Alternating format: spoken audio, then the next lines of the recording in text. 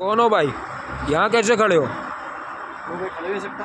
यहाँ पे औकात वाले ही खड़े रहते। तेरी औकात क्या है? औकात दे। 100%। क्या हो तुम? दिखाओ।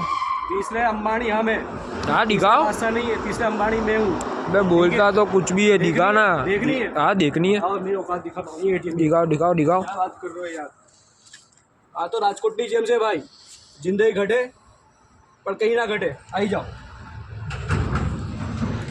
आई जाओ, आ जाओ।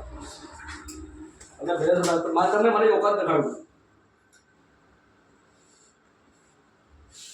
શું વાત કરો તમે યાર?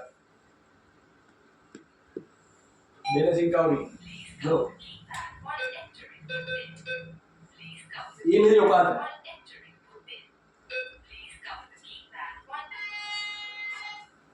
કેટલું છે ગણી લો હવે, એટલી છે મારી औकात। જો આટલો પૈસા ક્યાં થયા ખબર છે? તમને એટલો પૈસા ક્યાંથી આવ્યો છે ખબર છે? अब HDFC बैंक ની ના બેંક ઓફ ઇન્ડિયાની કરામત છે આ બધી। એટલા બધા છે મારા અકાઉન્ટમાં, તમે જોઈ શકો છો। છે એના માટે તમને કહેતા હતા કે તીસરો અંબાણી